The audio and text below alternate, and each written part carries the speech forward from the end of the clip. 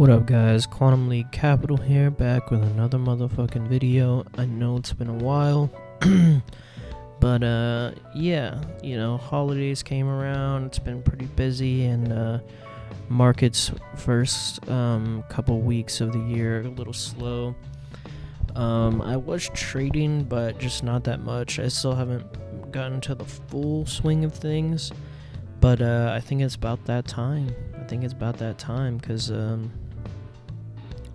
yeah, basically we have we're almost midway through January now, so things are definitely starting to pick back up. And tomorrow, I thought it was actually today, funny enough, because I thought CPI was happening today, January 11th, but no, it is actually happening tomorrow, January 12th at 7:30. So we're gonna have CPI, and basically I just want to give you guys a little breakdown, a little update on the account on Finotive funding. We have passed phase 1, so I know I have not shown this account in a while, but let me just show what happened. So this was crazy, guys. This was absolutely bananas. I had 7 hours left on the challenge, and I had $1,000 positive, and I was just gonna let it reset so I could get a free retry. But instead, I was like, you know what? I was like, I've been learning a kind of new strategy. I was like, let me just try to, you know, see if I can pass within this 7 hours. Just, you know, take a little bit of a risk and see what happens. So that's what I did. I started off the first trade 20 lots. So mind you, I was already at 1,000, I believe. We took this buy on Euro. We got about 2 grand, so we're almost at 203 at that point. Then I entered another trade. It was a little sketchy though, so I got out of it, and thankfully I did, because if I didn't, it would have hit my stop. Then we upped it again. Because this first trade was at 0.5%, so we hit a 1 to 2 RR. And then this one we went for a full percent, and I ended up making 3.2k. So at that point we're at like 6 or 7. And then then we took the final trade where I had almost 2% risk for a full 100 lots, and we rode that all the way to almost 9 grand, and we passed the challenge with 3 hours to spare. So I passed it within 4 hours. That was pretty crazy. You can see they took the 15k out because they reset the balance basically when you start phase 2. I was a little hyped off of that trading. This was the same night, because when you can start your phase 2 immediately. So I was trying to keep trading, and I kind of just over traded. So I started off with like a really big losing streak, which kind of sucked. But then, like I said, as you can see, because this is at the end of December, most of these trades or whatever. So I took a few trades. I got some wins back after those, you know, bad losses. This was after Christmas. Oh, that was Nas. Yeah, and see, like this trade right here, I would have actually made money if I held it, which sucks. Made money off of Euro. Would have made money off of this as well. Would have made money off of this as well. And then we made about $400 today. So yeah, I just wanted to give a little update on the challenge and everything. So I am on phase 2, but it is a little negative. We still have about 2% to get back, which is nothing big, so I'm not really sweating it. But yeah, now let's get into the breakdown of Euro, because this is what I actually mainly wanted to talk about, but I wanted to catch everybody up. So now that we're caught up, let's get into it. So basically, as I said, we have CPI coming out tomorrow, right? So interesting price action we are having. We have the weekly open right here, and beginning of the week we've just taken off, right? We took out this high. We came out and took out this high. Now, just to make it more clear, we have more highs being set. This one comes and taps near it, comes down. This one taps near it and is coming back down. My prediction, just based off the technicals, I think we're going to come back and hit at least this weekly open. I don't know if we're going to manipulate higher or not first. I'm expecting London to set the high of the day and then probably tank the rest of the day. Let's see. This would be, about 120 pip move. But yeah, it basically has been manipulating all these highs all week. And as you can see, because these are like big body candles within these days, right?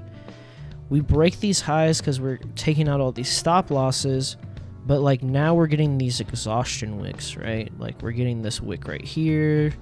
We're getting a doji with wicks on both sides. We have this, which has like a decent body, but still is wicking pretty big. And from here to here, we have something called, God damn it. We have something called an imbalance. So there's an imbalance on this daily candle that needs to be filled. Now how far down will it go? I'm not sure. But, so this is kind of the technical side of things, right? And we can get down on the lower charts and everything too, but this is the main chart I want to look at because this is going to give us the big term view for this big play that I'm expecting. So like I said, you can see right here, we broke that high, manipulated, and we're coming down lower.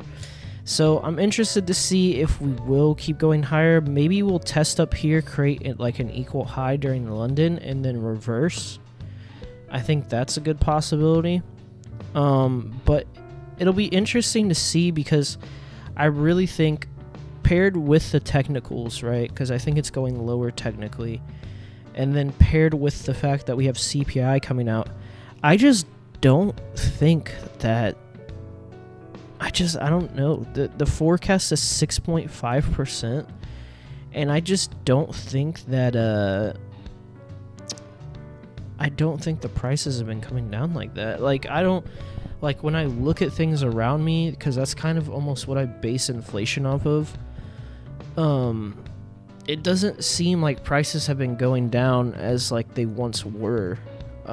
Gas is back up. Fucking food prices have gone up. Like, eggs are, like, $10 a dozen. So, I don't know... I think the forecast will definitely be higher than expected, but what would be even crazier is if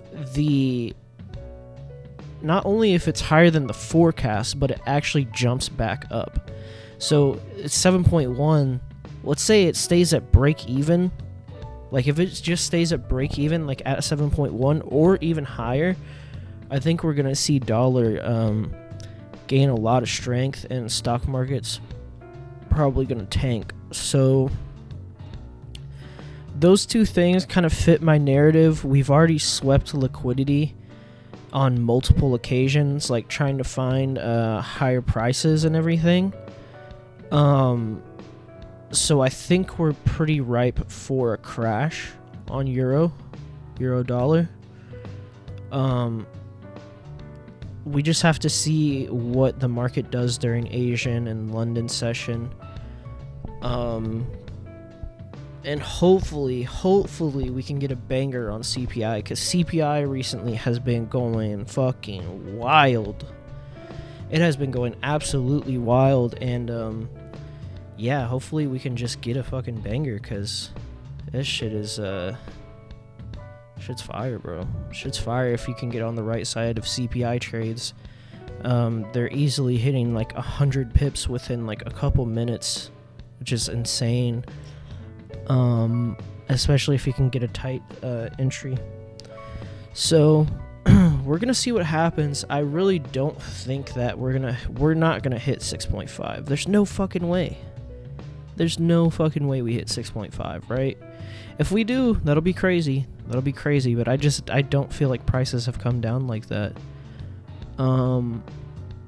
Especially because, like, right after the holidays, like, everybody's spending a bunch of money. I don't know. It doesn't really make sense to me. But we'll see. Interest rates have been rising still. So that's something to keep into account. But yeah, pretty much that's it. I won't keep this going too long. I just want to break that down pretty simply. Technically, we've swept liquidity. We also have imbalance to fill on the weekly open, basically, which is where I'm expecting it to at least come down to.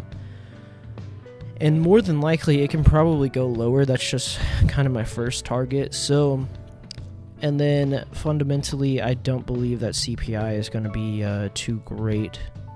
I don't think inflation is coming down. So we'll see. 7:30 a.m. New York session. But yeah, other than that, thank you guys for watching. Thank you for tuning in, and peace.